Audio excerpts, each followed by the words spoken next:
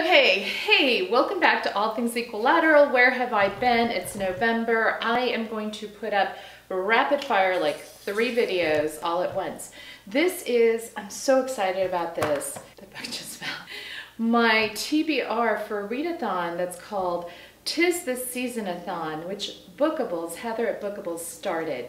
And I'm going to link her channel as well as a couple of other channels that are participating, and you can go to their links and see the full range of everyone that's participating. You don't need to be on BookTube to do this. You can do it on Instagram, Twitter, on your blog. Sounds like fun. Or just, play along with us, won't you? Anyway, there are 6 challenges total. It runs for a week, and it starts, I believe, next week, or this Sunday, the 2nd, I think. Read a book with red or green on the cover. Read a book while listening to holiday music. Read a warm and fuzzy book. Read a short book. Read a holiday themed book. And then they have a group read-along to a book that I cannot find right now. It's somewhere up here. This is why I hate my rainbow shelves at times. I'm gonna have Kat and Bella come and help me with this. So let's get to it. The book that fell. Okay, this one satisfies the read a book with red or green on the cover, as well as a holiday themed book.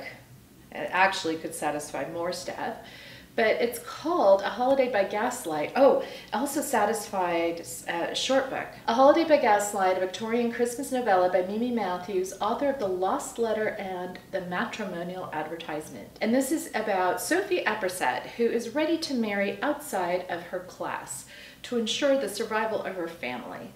But handsome, darkly handsome, Mr. Edward Sharp is no run-of-the-mill London merchant. He's grim and silent, a man of little emotion, or perhaps no emotion at all. After 2 months of courtship, she's ready to put an end to things. Severing ties with her taciturn beau isn't as straightforward as Sophie envisioned. Her parents are outraged, and then there's Charles Darwin, Prince Albert, and that dratted Gaslight. So she gives him one last chance on Christmas. I've heard it's reminiscent of North and South, which I love, though I've never read the book. I love the miniseries, you guys. It's really, really super short, so, look at it. This is going to satisfy my, Pride and Prejudice at Christmas time moments that I have in my head. I tend to read Pride and Prejudice over Christmas break every year. It's like a gift I give myself. I know, I'm that girl. Speaking of Pride and Prejudice and Mistletoe by Melissa de la Cruz.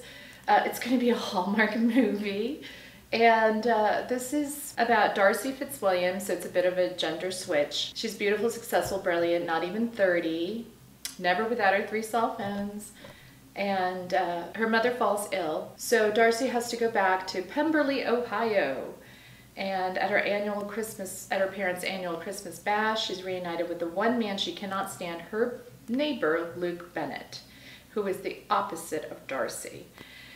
The thing about Melissa de la Cruz is she can write a story. And again, it's not very big. I'm not overcommitting.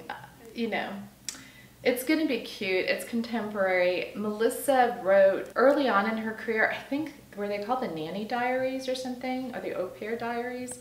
Anyway, I read, I think, the first one, and it was all sorts of adorable. So this satisfies a holiday themed book. I could also read this while listening to, the score from Pride and Prejudice. That's holiday music, right? And the last book before the group read, I think I've satisfied everything with just 2 books, which I totally love. Thank you, Heather, for doing that. Is One Day in December. It's by Josie Silver. Look at it, you guys. It has the lamppost and a double-decker bus, so London right away. Okay, this is such a cute, meet-cute rom-com feel. It's about a girl named Lori who takes a bus every day, and she sees a man on the bus one day, and she knows instantly that he is the one. So for those of you who don't like Insta Love, maybe not the book for you. But she spends the year scanning the bus for him and looking at bus stops and stuff, and they don't run into each other until a Christmas party one night. So, to make matters worse, her new best friend Sarah introduces this man that she's been lusting after and looking for, his name is Jack, as her new boyfriend.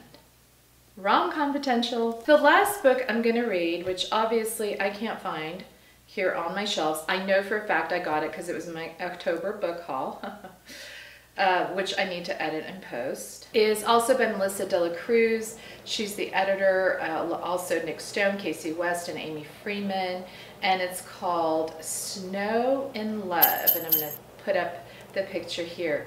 And there are 4 short stories. So that's just perfect. Anyone else joining in, let me know down below what holiday themed books you enjoy reading or have enjoyed reading or are planning to read. And you guys, November's almost over.